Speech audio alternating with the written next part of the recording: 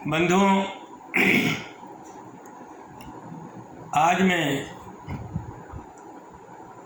चिंतन कर रहा था। भगवान श्री कृष्ण ने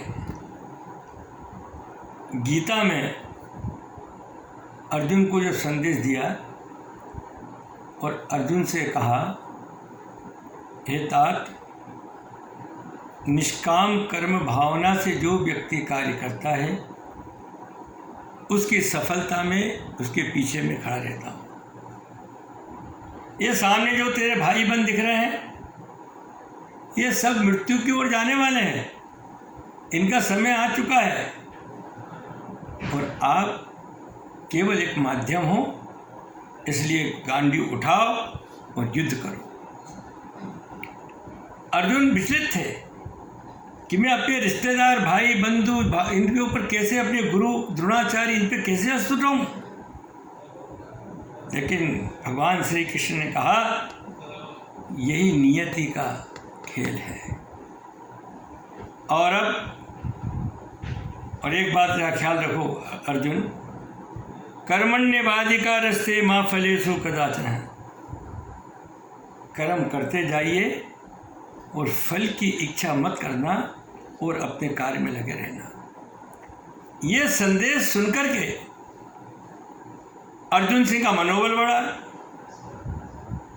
और अर्जुन ने देखिए आपकी महाभारत के अंदर कौरवों को पराजित करके और विजय हासिल करी। ये जो प्रसंग मैं आपके सामने दे रहा हूँ, मैंने चिंतन किया कि हमारे देश के प्रधानमंत्री आज एक चाय बेचते हुए आज देश के प्रधानमंत्री 130 करोड़ भारत के और विश्व के नेता के रूप में कैसे उभर के आए। क्योंकि हमारे जब प्रधानमंत्री जब बाल अवस्था में थे, उनके एक आभास हुआ, मेरा जीवन इस देश के लिए है, राष्ट्र के लिए है। अगर मैं परिवार में उलझ जाऊंगा तो मेरा जीवन देश के लिए क्या काम आएगा। उन्होंने घर छोड़ा और अनेक वर्षों से संघर्ष करते हुए उनके मन में ये कभी भावना नहीं रही कि मैं देश का प्रधानमंत्री बनूंगा या मुख्यमंत्री बनूंगा। लेकिन उन्होंने निष्काम कर्म भावना से कार्य किया, संघ के अंदर रहे, संघ में जहाँ ड्यूटी मिली वहाँ गए और उन्होंने जहाँ कार्यालय जो होता है संघ का कार्यालय, वहाँ अगर कभी झाड़ू लगाने का काम किया वहाँ ही उन्होंने लगाई।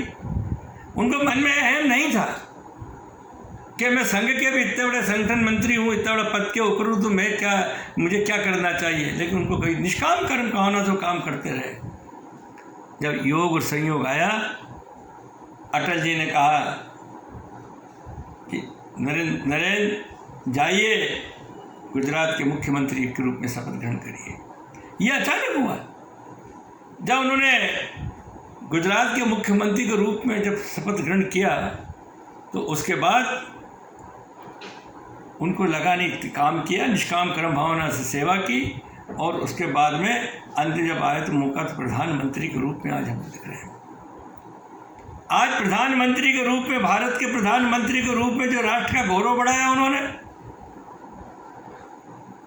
जो इस देश का नाम राष्ट्र विश्व में ऊंचा किया,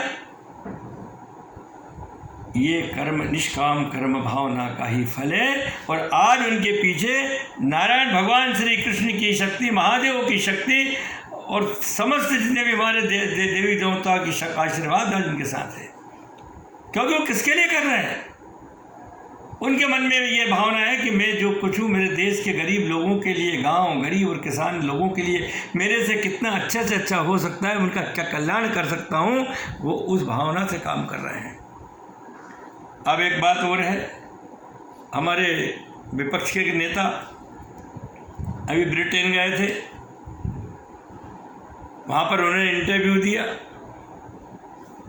ऐसा लग रहा था कि राहुल गांधी पाकिस्तान और चाइना के एजेंट बन करके आज वहाँ ब्रिटेन में गए थे और उन्होंने वहाँ जाकर हमारे देश की आलोचना की, हमारे प्रधानमंत्री की आलोचना की, प्रधानमंत्री की नहीं, हमारे 130 करोड़ जनता की उन्होंने आलोचनाएं की। ये क्या नेता प्रतिपक्ष के होने का क्या एक गौरव है? क्या ऐसे लोगों को अगर देश की बागडोर संभाल दी जाए तो क्या ऐसे लोग क्या कभी देश को चला सकते हैं क्या? अरे ऑटो ड्राइवर के हाथ में अगर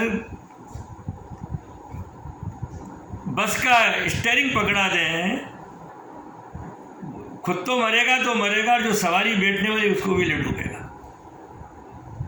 मेरे बंधुओं, इसलिए अयोग्य व्यक्ति का राष्ट्र के हमेशा विपक्ष में हो या कहीं भी, अयोग्य व्यक्ति कभी भी देश का भला नहीं कर सकता है।